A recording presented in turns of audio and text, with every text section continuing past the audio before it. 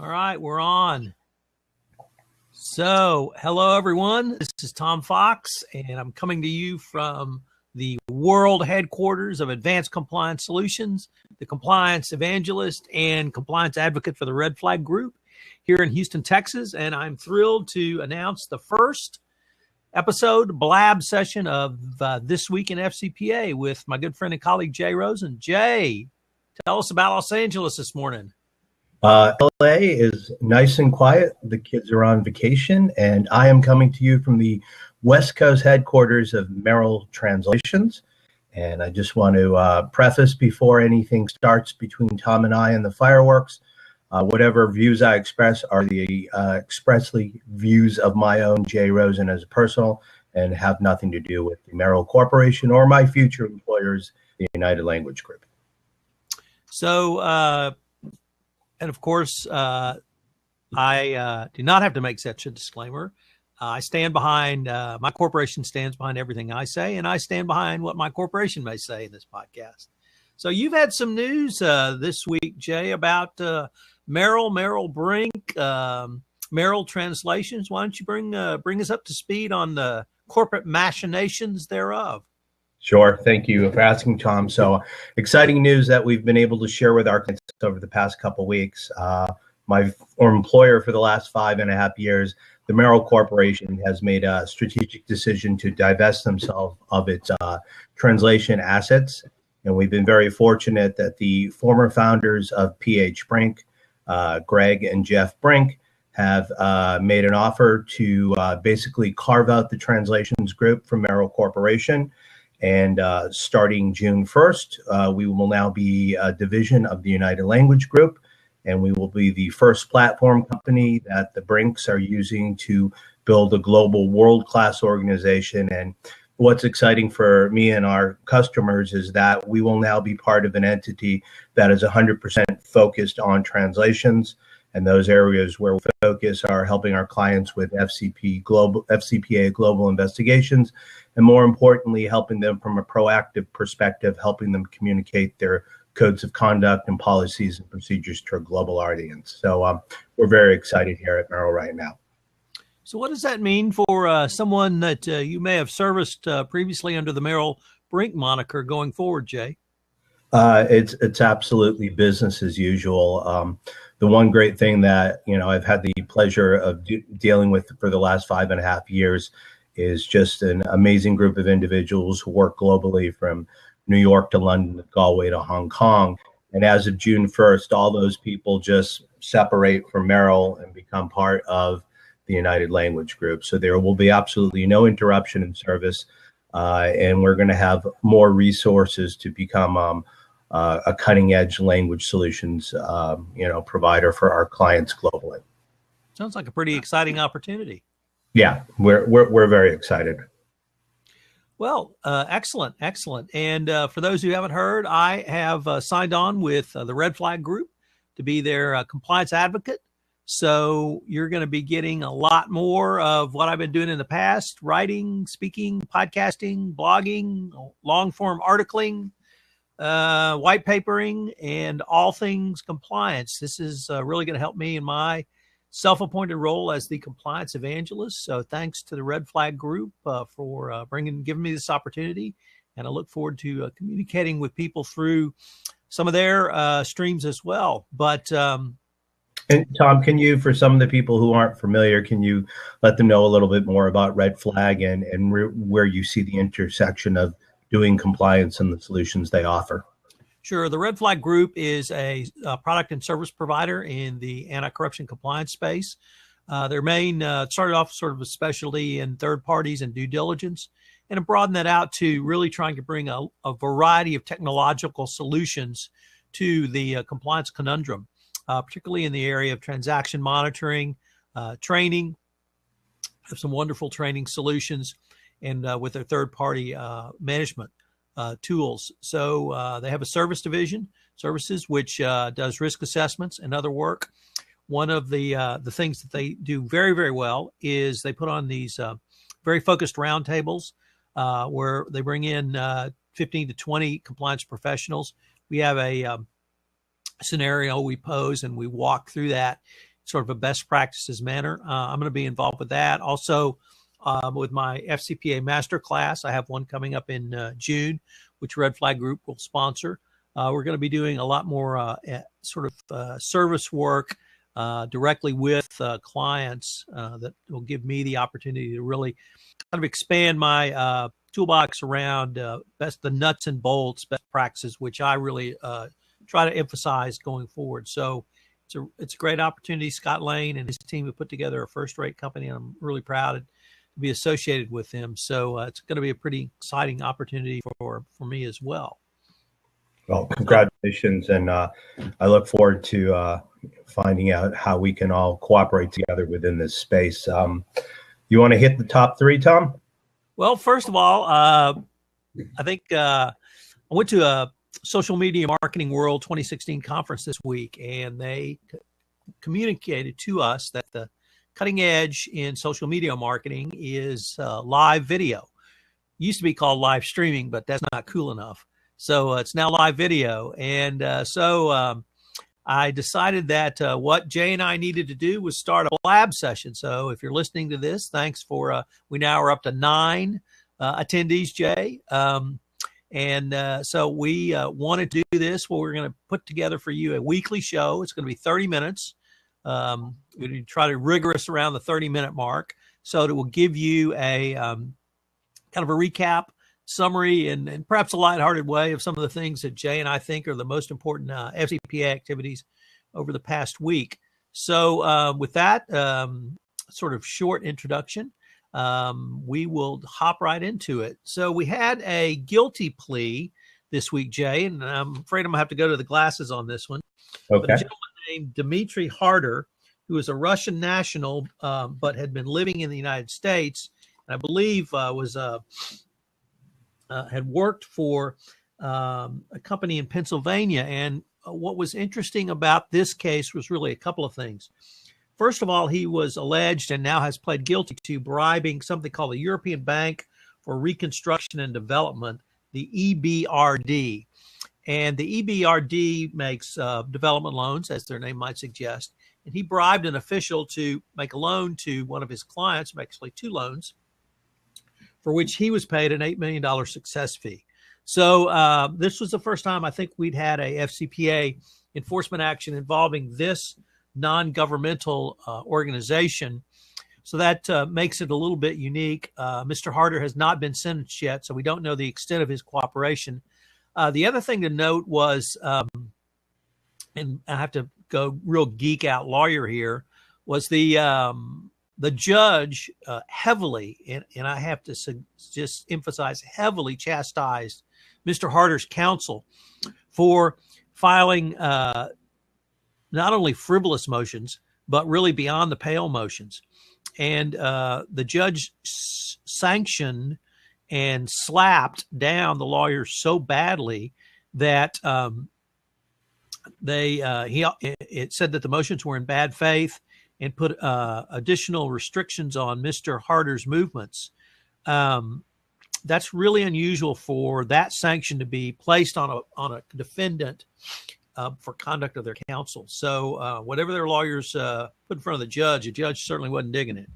But anyway, so we had that interesting case. The second thing was I found very interesting, yet not unexpected at all, was in the FIFA corruption scandal. I think most people listening to this, and we're now up to 10, Jay, are aware of FIFA, the corruption scandal, the U.S. government bringing charges against initially 17 and then I believe 8 more FIFA officials for receipt of bribes. There were no FCPA charges because, of course, the FCPA does not criminalize the bribe receiver, only the bribe payor.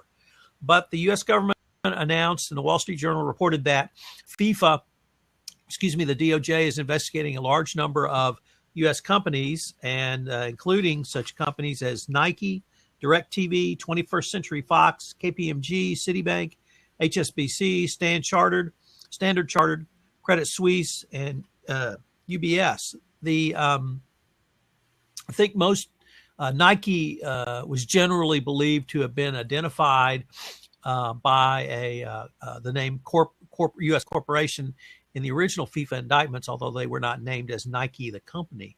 But it's broadened out now, because now we have the government looking into U.S. companies that were involved with FIFA in terms of their marketing rights, both radio, film, TV. Nike's obviously shoes and apparel. The banks, though, are being investigated on money laundering angles as well. And we now have a tangible FCPA link, because at least one country, Argentina, owns or sold the television rights to its national soccer team. So clearly you have now a foreign government and FCPA application.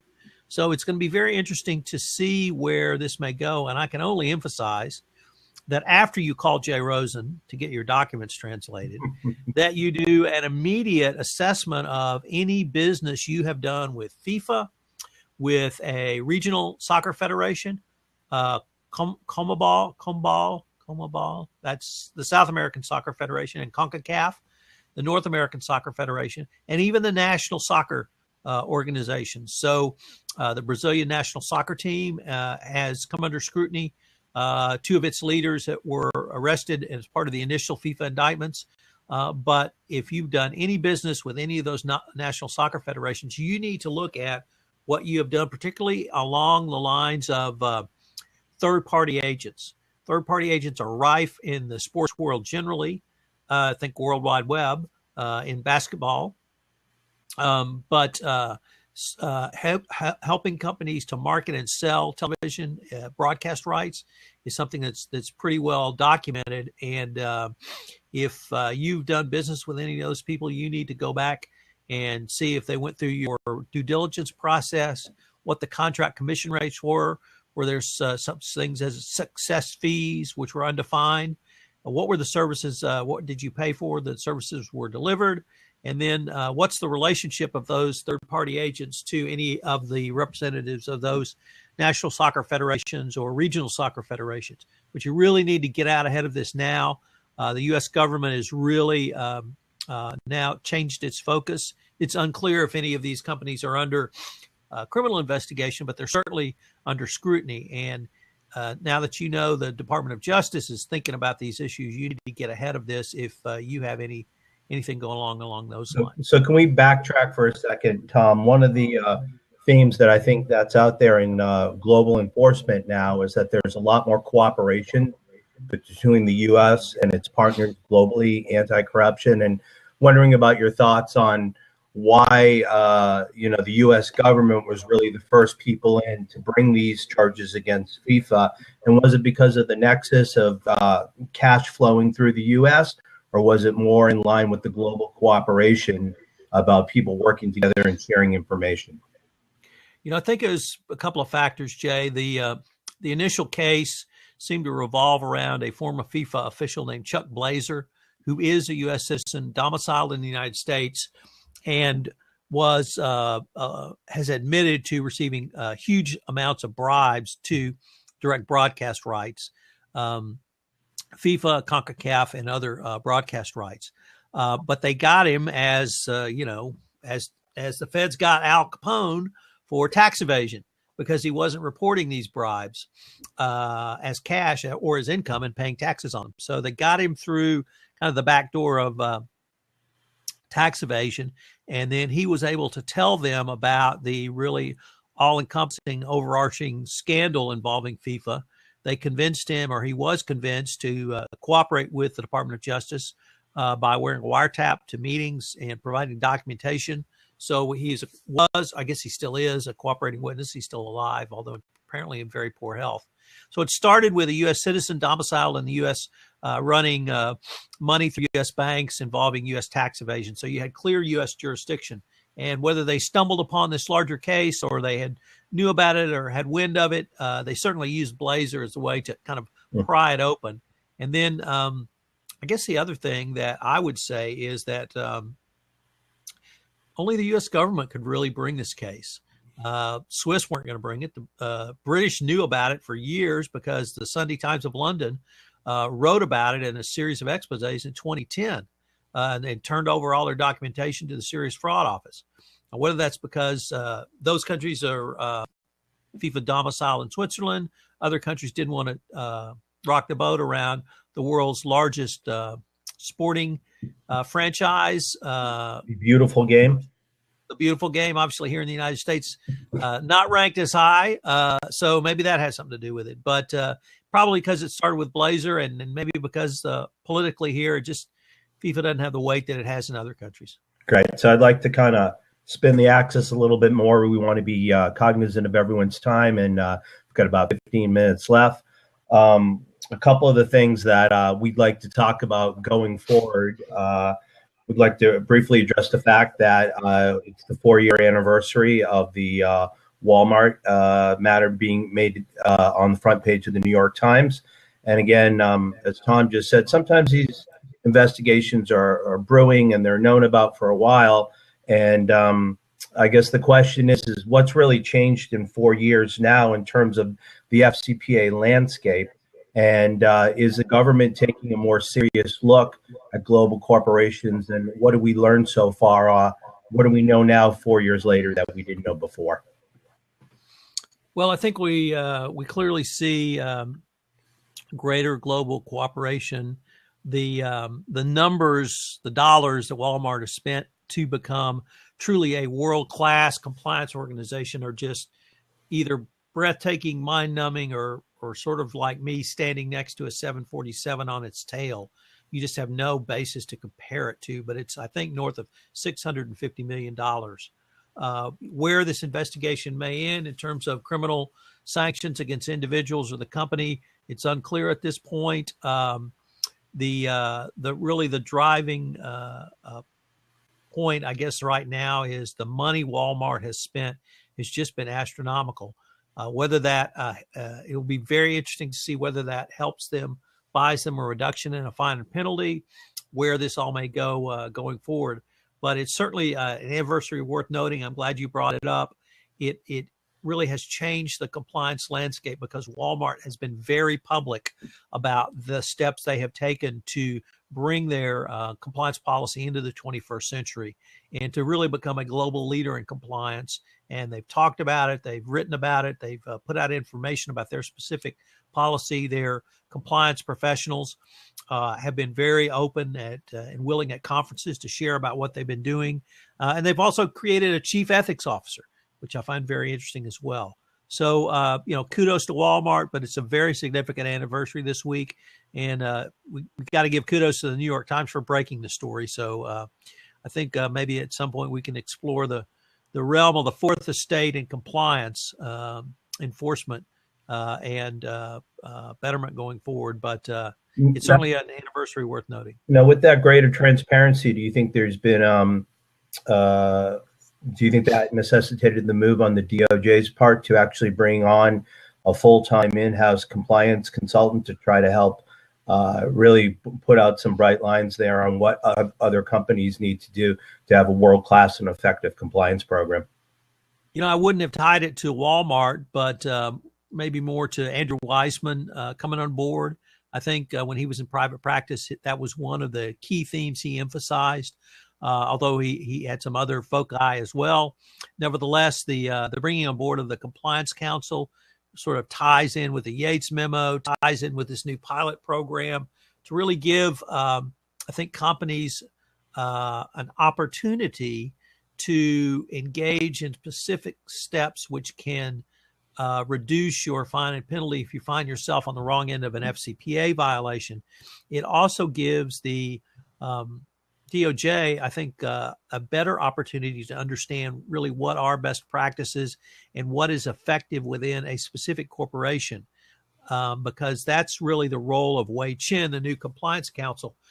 She's going to assess compliance inside of a corporation, but on a corporation by corporation basis. And I've talked to a couple of lawyers who have gone through the process since she's come on board.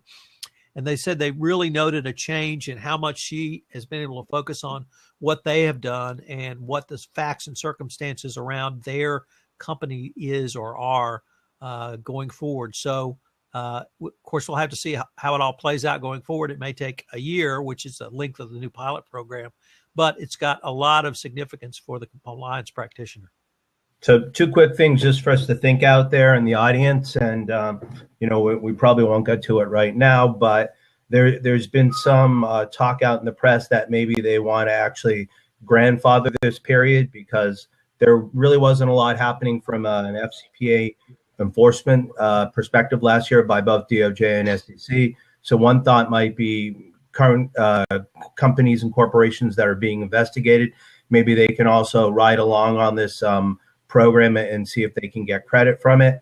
And the other question is, do we think Wei Chin is now encouraging open dialogue with the business community, or is there still a little bit of, if you go in to talk to the DOJ about best practices with your compliance program, are you putting yourself in their crosshairs? Because there's that still thing about, certain professionals say, well, I don't know how much cooperation credit I'm really going to get. So is there going to be an open door policy here, or is it you're only getting called in front of the principal when you've done something wrong?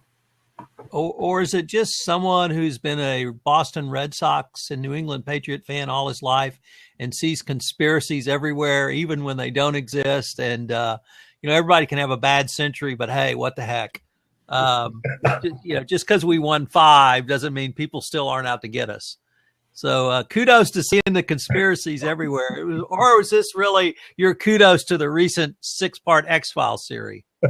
I don't know, but can we talk about the how open door is that policy about, trying to get some more specificity on, you've been talking about ethics and compliance and the best practices.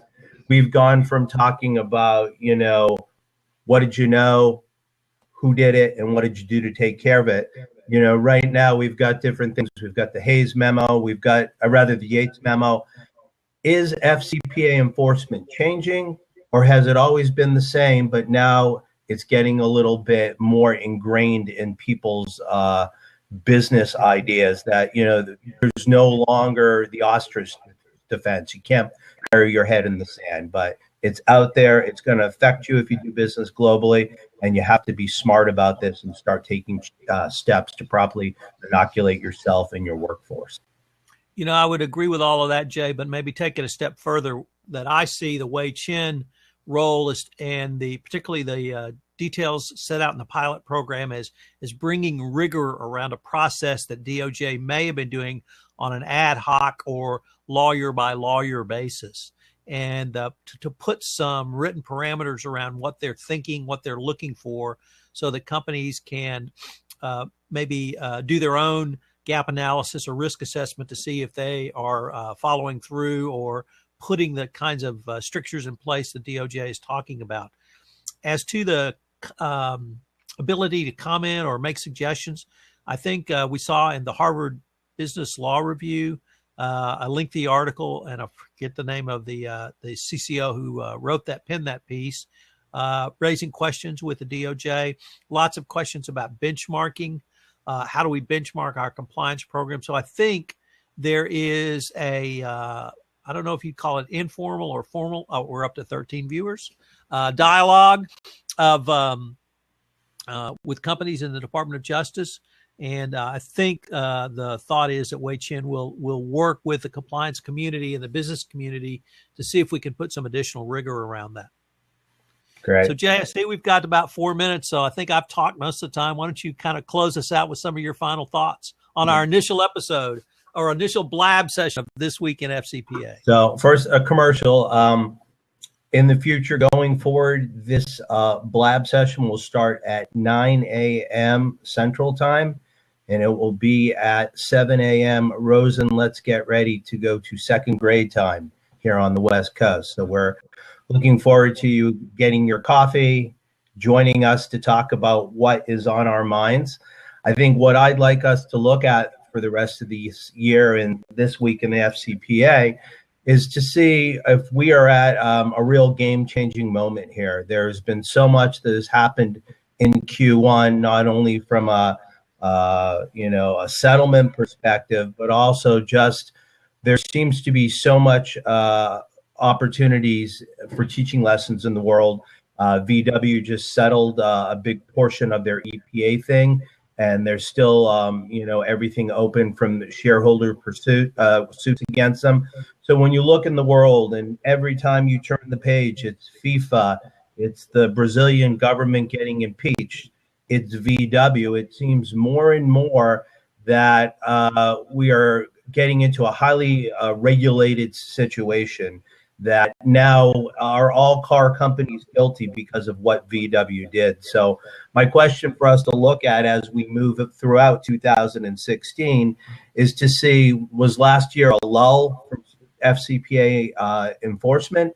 And then are more things happening this year? And is it even more than just about FCPA, but it's about people taking the power into our hands and helping to really put an eye on those large corporations and saying, when are you going to start walking the walk? Because, you've talked the talk, but you keep getting debarred and you keep ending up in front of the government, which is where you do not want to be. Yeah, I would say that's an excellent place for us to end. So, Jay, thanks very much. Thanks for the shout out and commercial, and we will look forward to visiting with everyone and perhaps some new friends next Friday. I guess that would be the 29th at 9 a.m. Central, 7 a.m. Pacific time. All right. Have a great week, everybody. And to those of you who are celebrating the first night of Passover tonight, wishing you a great Seder. And the one last little bit that I've worked out, Tom, that I wanted to put in, I don't know if you've ever been to a Passover Seder before, but one of the things that they say in the Seder is that every person who participates should look at themselves as having gone out of Egypt on a personal journey and gone from servitude to freedom. And my hope for this year and this spring is that there will be different people who will actually go across the world from some type of servitude or some type of economic injustice and be able to see more freedom and more liberty and more life-changing things for them in the coming year. Jay, it's a great way to end this. Thank you very much. Thanks, Tom.